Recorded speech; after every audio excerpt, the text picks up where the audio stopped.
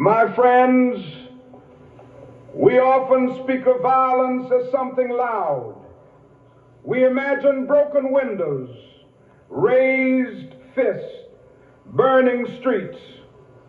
But I come before you tonight to say that is a violence far more dangerous, because it wears a suit, because it speaks politely, because it moves slowly. And that violence is economic injustice. I have walked through the streets of Birmingham, and I have seen men who worked from sunrise to sunset and still could not afford dignity. I have stood with sanitation workers in Memphis, men who collected society's refuse, yet were treated as disposable themselves. They were not beaten by batons. They were beaten by wages that could not feed a family. They were not jailed by law. They were imprisoned by debt, by hunger, by fear. And I tell you tonight, poverty is violence stretched over time. Another episode of Three Sights. Today is Martin Luther King's birthday. We are observing his birthday, and we're gonna talk about what his legacy meant, what did he die for, and also, did he die in vain? Are we fulfilling his dream that he gave his life for? We're gonna talk about it. Now, before we get into it, April 4th, 1968, at 6:01, King Jr., a civil rights activist, was shot at the Lorraine Motel in Memphis, Tennessee. He was pronounced dead at 7:05 at the age of 39. They claimed that James Earl Ray was the shooter, but the family believed that there was a government involvement. They believed there was a mafia involvement, and they also believed that the Memphis police was involved in his death. And he was also stabbed fatally, or close to being fatally stabbed, in 1958.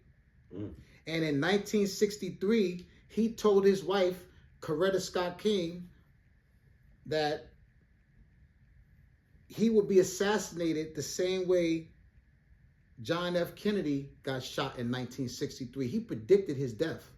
He predicted that he will go out the same way. And since 1986, it's been a federal holiday, right? The third Monday of every January is his birthday. Happy birthday to Martin Luther King. He's one of my heroes because he stood up for injustice and in poverty. No matter which way you slice it and dice it, that takes a lot of courage and a man to see his death and predict he will go out the same way. But his love for his folks and his people was stronger than what he thought would happen to him, his demise. And we're going to get into it. I think that, one, I salute MLK because he did a lot, not just for his people, but for all minorities that come into this country.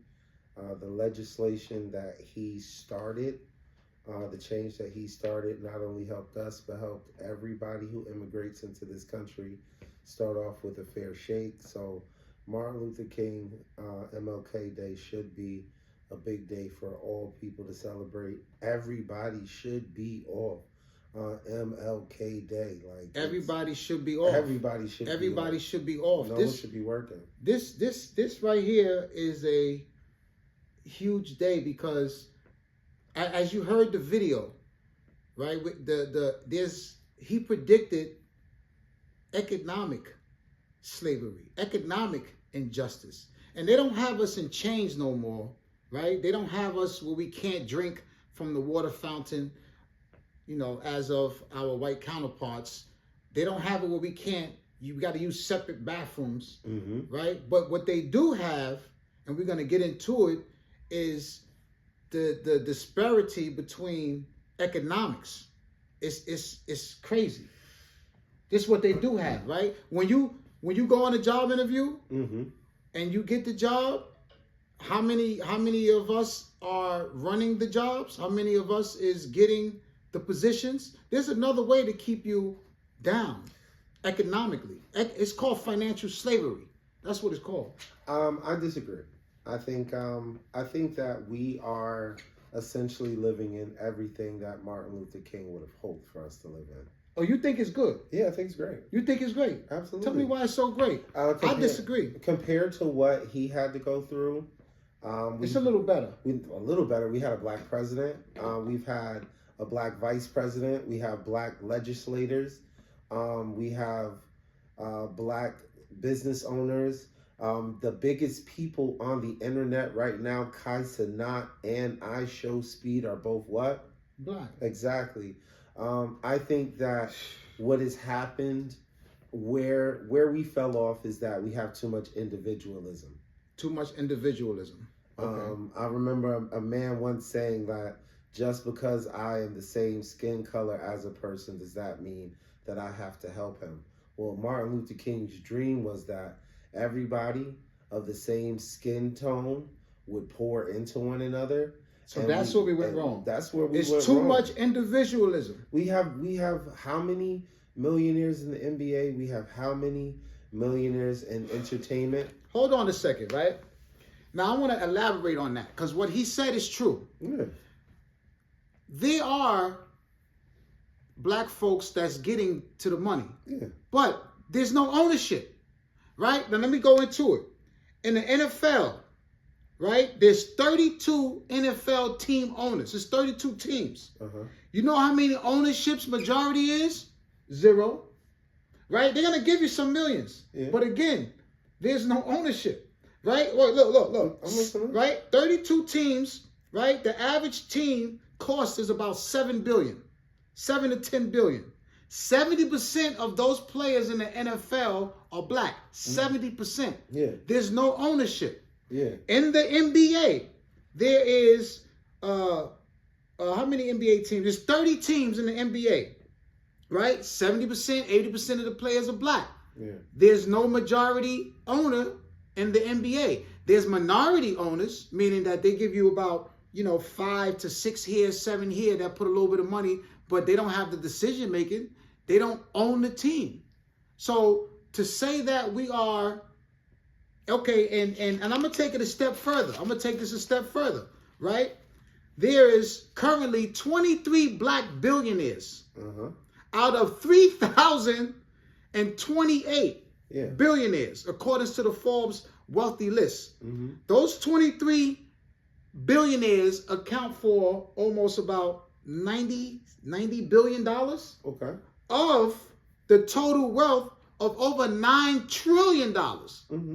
Right? So I don't think that, okay, a few of us has cracked and got in and got the millions, but there's no ownership. Look on the Forbes list, right? If you look at, I'm gonna just tell you the top 5 on the Forbes. Number 1, Elon Musk, right? Elon Musk is worth $342 billion. Mark Zuckerberg, Facebook. Now, Elon Musk is Tesla, which we all consume. Yeah. We're consumers, right? Yeah. Mark Zuckerberg, Facebook. We all use Facebook. He's 40 years old. He's worth $216 billion, right? Jeff Bezos is worth $215 billion, right? That's Amazon. Oracle, Larry Ellison, number 4, is worth $192 billion, right? And then you got Louis Vuitton, Bernard Arnault, $178 billion, right? Now, I just named Tesla, Facebook, I named Amazon, I named Louis Vuitton, right? And we're so far at the bottom, struggling with that $2 and $3 billion mark. It's so crazy. It is, and that's the billionaires. We're not getting into the people that's making $100,000 or $120,000 at the jobs where they only want to pay you $23, $24, $25 an hour. You understand what I'm saying? So Martin Luther King just said that it's something greater than violence. Hold on. So Martin Luther King didn't say that everybody was going to have was going to have equal results. He said that everybody was going to have equal opportunity. Everybody has the opportunity. He had a dream. Listen, everybody has the opportunity to go to school. Whether you can't get into the big college, if you go to your regular town, you can go to Forget the college part. What about the job? Let's go about the job. No. If you listen, you have the opportunity to get higher education to get into these positions. You have the opportunity to go into different fields that could get you into these positions. We can't just say, oh, because we are not the top percentage of the world that we didn't have equal opportunity. Maybe we didn't have the vision. However, we have. Do you think the opportunity is equal? Do you think? Forget college, right? We had this conversation. Let's say you went, you got your college degree, you're educated, you're decorated. Are you going to be running the Googles? Are you going to be in the top executives? I just named earlier to you the top executives of IBM. Yeah. There's not one black person that was in the executive of IBM. Not one black person started the company either. So what I'm saying is there really equal? Are we really getting equal? If black people make a company and black people keep the company and black people do well in the company, then we can be equal. If not, then we can't. Then we can't. I'm not expecting us to be billionaires, but we're not. There are more poor white people than there are poor black people in this country. I'm not worried about that. I'm worried about us. Listen, I don't know what they are. I haven't studied. I haven't gotten those facts. What I'm saying is, there is a problem with our culture, but there's not a problem with the opportunity. Let me tell you about. We all have equal opportunities. Some cultures just glorify other things more than what they should. We're gonna tap into this financial slavery, right? Because, okay, your house costs $550,000, right? You get a 30-year mortgage. Yeah. You're gonna pay well over $1 million in interest, even at 4-point-some%. You're in 30 years, you well over $1 million. Yeah. Right? Now that's 30 years of mortgage payments of getting up at 6 a.m. for 3 more decades. Of 3 more decades, right? That's that debt that we think that we're told to go in to buy the house and this and that. Don't get me wrong, buying a house is good, but it's not wealth building. Hold on. But if you had somebody in your corner who had done it before, who told you, hey, yo, homie, while you make your mortgage payment, put $200 or $300 extra on top of that, and you'll turn a 30 into a 15 or a 20. That's still not building wealth. That's debt. Let me tell you what's building wealth, right? If you get into building wealth as far as dividends, you have to find a way to make money while you're sleeping. If you don't make money while you're sleeping, your money work for you, you're gonna be working until you're dead. And you know who said that? Warren Buffett. But I hate when people say that because you don't tell me how to get there. I'm just telling you how to get there. Look, if you Google, right, low volatility paying dividends ETFs, right? $1 million portfolio of ETF is over $50,000 a year, right? ETFs, dividends, you don't have to buy.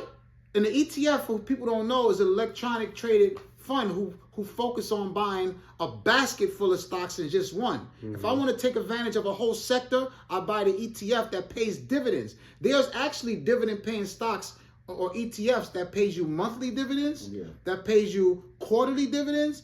And the more shares you own, let's say somebody is paying a monthly dividend at 30 cents and you got 10,000 shares, that's $3,000. Yes, but so what I'm saying is you start off small, you start off early, and you go into that type of a situation. I think that frustrates people because you're talking about, bro, I'm living paycheck to paycheck, and you're talking about a dividend. But I'm talking about, how do you buy a house? Your down payment on a house usually is going to take you about $40,000-$50,000. Some people pay $80,000. But I know that if I buy this property, that the equity is going to grow.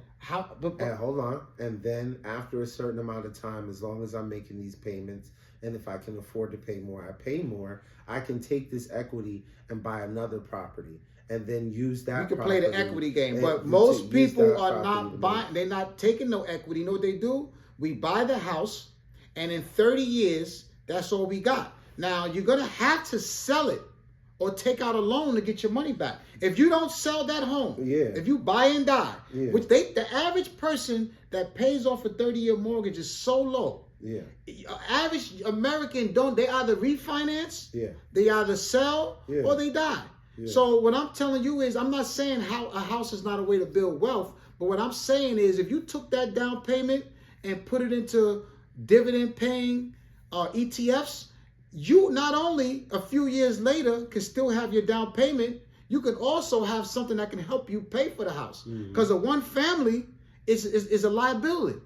And we all go after one family. But a lot of times what is happening is you don't have the liquid cash. You have a job, you have a credit score, you go to a bank and they give you this is the financial money. Slavery that I'm talking about. Here we go. But at the end of the day, if I can qualify for this and I can work my money right, I can get the money free.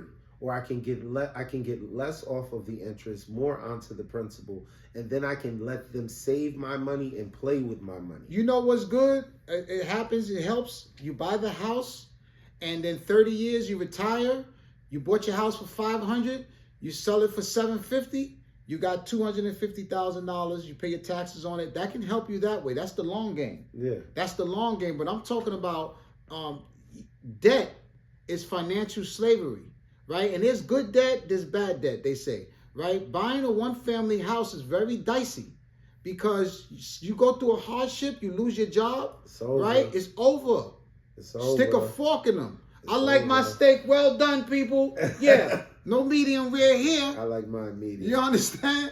I'm a vegetarian, I don't eat steak, but I'm just saying, what I'm saying is we got to get into, we have to get into like protesting right now, and standing up, fighting. It doesn't work. It's a broken way to get back. If we really wanted to get back, everybody move out of Trump Towers. That everybody vacate and say, I'm gonna sell my condo, whatever he got. I'm not gonna rent there. That'll hit him harder. I mean, he'll listen to you harder. I think we took we missed the playbook. Like Martin Luther King. How do you make people submit? You take the money away from them, even if it's inconvenient for you. That's what he's talking about. You take the bread away from them, and when you take what you can contribute to a certain area that you're displeased with, that area recognizes that they can't sustain themselves without you. That's where it has to be, bro. So our fight should be with financial. It shouldn't be. We cannot win protesting. I don't want to see no innocent person getting killed because they got the upper hand. They're going to say, yo, you protest, we told you to move, bang, bang, bang, as you all saw. It doesn't work. I don't want my people or nobody to get killed out there protesting. We got to hit them in the pockets. Listen, if you got off of Facebook, I'm not saying if the Facebook guy didn't do nothing wrong, but I'm just using him as an example. If you stop buying Louis Vuitton, he's worth $178 billion. Yeah.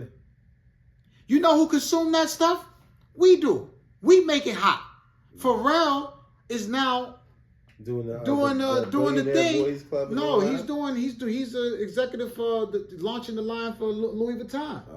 But my thing is, why you ain't doing that for yourself? Why are you doing it for him? He did, because he did have a brand, but it just bought him out and said, "Come work for me." Yeah, absolutely. Listen. Yo, listen, people. I wish I was in a position. I'm doing what I speak of, right? I'm gonna hopefully one day do it on a bigger level, bigger scale, right? So my thing is this: it's financial slavery. And Dr. King, he fought for. He's our civil rights movement leader. He's our hero, right? As well as Malcolm X. Yeah. Right. And I don't see no civil rights leaders. We have Al Sharpton. He's getting older. Yeah. Jesse Jackson. Shout out to my boy Jesse. I messaged with Jesse. But where are the new young revolutionary leadership? Jasmine, I think Crockett is doing an amazing job of fighting for not just black people, but for all people who are in vulnerable positions and really trying to get equality across the country. I think I don't really know too much about Corey, but I know Corey sometimes does good things. I think it's just a matter of it's not popularized now because there's so many distractions. There's so much stuff for you to look at. You can look at TikTok. You can look at Facebook. You can look at YouTube. You can look at this, that, and the other. So we're not really tuned into politics. And that's one of the reasons why, because we've gotten to the point where we have all the freedoms. I can eat wherever I want. I can apply to whatever really job. free? We have the illusion of it. We have the illusion of freedom. But we also have people who are in amazing positions. We have individually. We have Oprah Winfrey. She's on the black. She's one of the. We have Tyler Perry's. Let me tell you something. And shout out. I was watching a Tyler Perry show, and shout out to Tyler Perry. I don't care what nobody say. Yeah. He gives more black actors jobs and recycle them and put them in their shows than any other network that I've seen. And he built his own studio in Atlanta where he don't have to go to Hollywood studios and film the show and beg somebody to say, hey, he produces the show, and I believe he bought BET, right? Does he have his own channel? I'm not sure. I want Tyler Perry to take over Tubi and stop the ratchetness. At least tone it down. Tone it down sometimes. At least tone it down. You want him to take over Tubi. Shout out to Tyler Perry. I respect what you're doing. I see what you're doing. Yeah. You're chasing. We can't keep chasing the money. We got to chase power. We have to chase. We have to chase power. And you could do it quietly, and then once you get in that position, that means that you can't cancel me. Yeah. If I say something offensive and I lose everything I got, I don't have no power. But power is being uncanceled. I also think there has to be a level of decorum and a standard where we stop saying things that are offensive and keep it professional and above board. It offends who?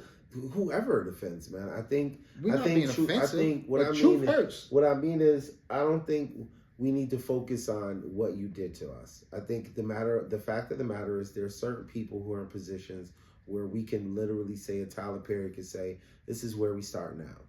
And He's doing that. And we just move forward. I think Oprah had an opportunity but missed the mark to really establish a situation. She had a very big white audience. She did. And she did not want to piss off that fan base. Exactly. But we love you, Oprah. Instead of doing things here and just having she does a lot though for the listen, man. I don't know. Yeah. If you don't know what she does directly for us, does she? Like she went over to Africa, built a school, got some girls kidnapped, like nah, we can't do that. Chill, man. She didn't do it, but we're not here to bash the girls ended up getting kidnapped. The situation with Hawaii and Iraq is very sketchy. There's some things Oprah did I didn't like, man. With the whole Michael Jackson. Oprah had an opportunity where she could have set up some black institutions. She could have set up a black pipeline, because she had gotten to the point where she had her own channel. And shorty, it could have been BET where you were just pumping out black content or giving opportunity. I believe that what happens is a lot of us get into a position where we have the opportunity to pay it forward, and too many of us don't. We don't pay it forward. And if you look at what I said on the Forbes list, right? Most of that wealth can't even buy NBA team. The NBA team, I think the Warriors are valued at $11 billion. Yeah. So most of that wealth that's on the billionaires list of black wealth, probably together. I mean, you said we 90, so that's enough. Well, that's 23 people. But here's the deal, though. If you're 70% of an organization, you could say, you know what? We refuse to move forward, and we want to play with a certain team. A team that has certain standards and has certain staffing. And that would have to be done. Otherwise, billions of dollars would be lost. The NBA itself is an industry. The same thing with the NFL. The problem is individualism. I've got my millions. I've got to keep my millions in my status. And you worry about yourself. Just like when it came with like what Dion was doing, I thought was amazing. Dion was like, I'm going to an HBCU. I'm going to bring money to the HBCU. Which he did. And what happened? The HBCU kind of fumbled the bag a little bit. Yeah, they didn't really pay him out. They But was hiding the Dion, money or something like that. also had to have some type of patience with this HBCU to understand that. They did. He did. Yeah, but we're not gonna bash Dion. Listen. Nah, Dion, I respect what he did. No, we respect Dion, but what I'm saying is, you gotta affect change, and sometimes it takes you back. He gave a lot of people opportunities. I feel like Dion could have really, if he would have fought it out and stayed a little bit longer, especially since he didn't need the money, he could have really started the change.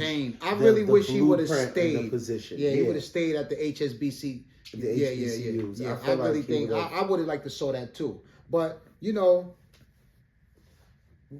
Dr. King, it's your birthday. Yeah.